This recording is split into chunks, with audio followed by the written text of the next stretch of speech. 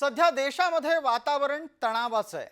हिंदू आणि मुसलमान यांच्यात पहलगाम हल्ल्याच्या नंतर तणाव निर्माण झालाय हे कितीही नाकारलं तरी स्वीकारावंच लागेल असं तथ्य आहे. यातच राष्ट्रीय स्वयंसेवक संघानं केंद्र सरकारला स्पष्ट शब्दात संदेश दिलाय आणि तो अत्यंत महत्त्वाचा संदेश आहे. राष्ट्रीय स्वयंसेवक संघाचे सरसंघचालक आणि केंद्रातील मोदी सरकारचे मार्गदर्शक मोहन भागवत यांनी पहलगाम हल्ला झाल्यानंतर नुकतीच भूमिका जाहीररित्या घेतली आहे. मुंबईतल्या एका कार्यक्रमात बोलत असताना सरसंघचालक मोहन भागवत यांनी प्रत्युत्तराची भूमिका व्यक्त केली. हे विशेष.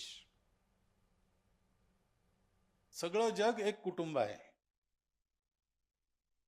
पंथ संप्रदाय कोणताही असला तरी तो एक ना एक दिवस माणसाला एका सत्याकडे घेऊन जाणार आहे, एकाच सत्याकडे घेऊन जाणार आहे. द्वेष हा आपला स्वभाव नाही, शत्रुता हा आपला स्वभाव नाही, पण मार खाणं हाही आपला स्वभाव नको.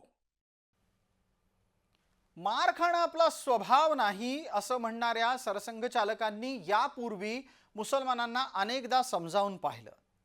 तुमचा आणि हिंदूंचा DNA एक आहे असं सरसंघचालक म्हणाले आणि यापूर्वी सुद्धा मुसलमानांवर होणाऱ्या अत्याचाराच्या बाबतीत त्यांनी वेगळी भूमिका मांडली होती. पण आता पहलगामच्या भूमिकेच्या नंतर म्हणजेच पहलगामला झालेल्या इस्लामी अतिरेक्यांच्या हल्ल्यानंतर त्यांची भूमिका बदललेली दिसते. संघानं यापूर्वी हिंदू आणि मुसलमानांच्या मध्ये सौहार्द निर्माण करण्यासाठी जी भूमिका घेतली होती ती आपण पाहिली. आता सुद्धा ते त्याची आठवण करून देत आहेत. आपल्या जवानांनी कधी किंवा आपल्या इथल्या लोकांनी कधी कुणाचा धर्म विचारून त्याला मारलं नाही, पण काल ज्या कट्टरपंथ्यांनी उत्पात केला त्यांनी धर्म विचारून मारलं. हिंदू असं कधीही करणार नाही, पण आपल्या संप्रदायाचा चुकीचा अर्थ लावणारे कट्टरपंथी असं करतील. म्हणून देश बलवान पाहिजे. आपल्या मनात दुःख आहे, सगळ्यांचंच अंतःकरण जड आहे. सगळ्या परिवारजनांच्या दुःखात आपण सहभागी आहोत, पण आमच्या मनात क्रोधही आहे आणि तो असला पाहिजे. हिंदूंच्या मनात क्रोध आहे आणि तो असलाही पाहिजे असं जेव्हा वक्तव्य सार्वजनिक स्तरावर होतं तेव्हा त्याचे स्वाभाविक परिणाम दिसतात. अमरावतीत बंद पाळण्यात आला. तिथला हिंदू अत्यंत संतप्त आहे, म्हणूनच इतका कडकडीत बंद अमरावतीमध्ये पाळला गेला आणि निषेध मोर्चा सुद्धा निघाला.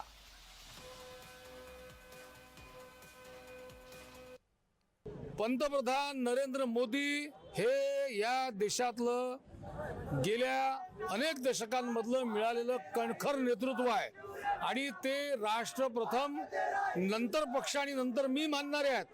ते देशाशी झालेली तडजोड मान्य करणार नाही. याही पूर्वी पाकिस्ताननी छेडण्याचा प्रयत्न केला. 2 वेळा मोदीजींनी सर्जिकल स्ट्राईक केला.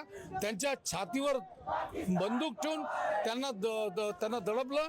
याही वेळी मी तुम्हाला सांगतो, तुम्ही वाट बघा, पाकिस्तानवर कठोर कारवाई झाल्याशिवाय राहणार. ही सर्वसामान्य हिंदूंची भूमिका आहे. हिंदूंना आत्ताच्या घडीला पाकिस्तानला धडा शिकवलं जाणं अपेक्षित आहे.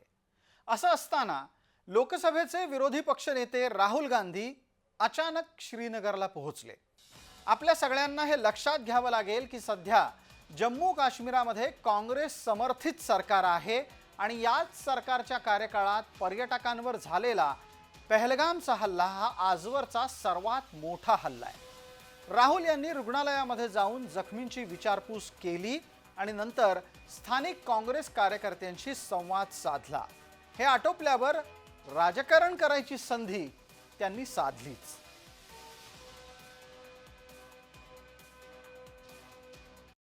It is very important that every single Indian stands united, stands together, so that we can defeat what the terrorists were trying to do. It's sad to see that some people are attacking my brothers and sisters from Kashmir and the rest of the country. And I think it's very important that all of us stand together, stand united, and fight this nasty action that has been taken and defeat terrorism once and for all. My love and affection to everybody who has lost family members. And I want everybody to know that the whole nation is standing together as one. We had a meeting yesterday with the government, and the united opposition condemned this action and said that we are there to support whatever action the government wants to take. राहुलच्या धर्तीवर शरद पवार सुद्धा मैदानात उतरले. त्यांनी एक वेगळीच खेळी खेळली. धर्म विचारून गोळी घातल्याचा मुद्दा पवारांनी अमान्यच केला आणि वादाची ठिणगी इथंच आता पडली आहे. काही पर्यटक सांगतात की तुम्ही हिंदू आहात का मुस्लिम आहात असं विचारून आतंकवाद्यांनी गोळ्या घातल्या असं म्हटलं जातं. कुठल्या वेगळ्या दिशेने चाललं हे सगळं?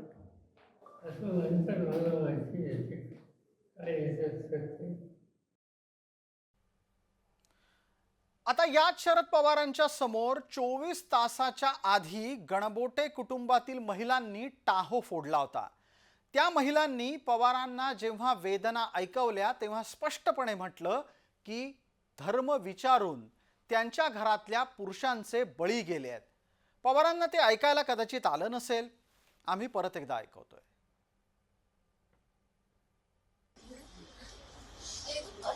एक जरी असतो तरी आम्हाला मदत झाली असती.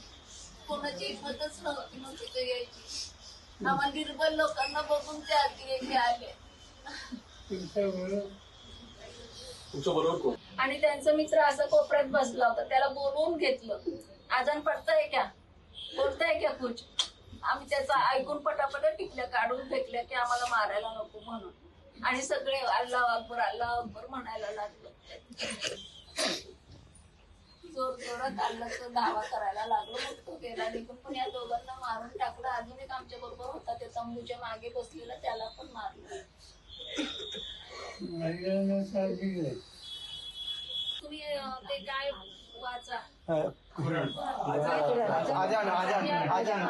आम्ही सगळ्या लेडीज होतो तिथं तर सगळ्यांनी मोठमोठ्यांनी आजान म्हटली. पण त्यांनी आमच्या माणसांना मारून 27 लोक होते. 4 जण.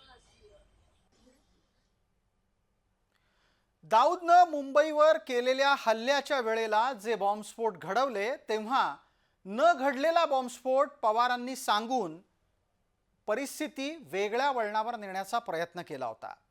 आता इथे गणबोटे कुटुंबानं आपली वेदना पवारांसमोर मांडूनही शरद पवार म्हणतात की धर्म विचारून गोळी मारली की नाही हे त्यांना माहीत नाही.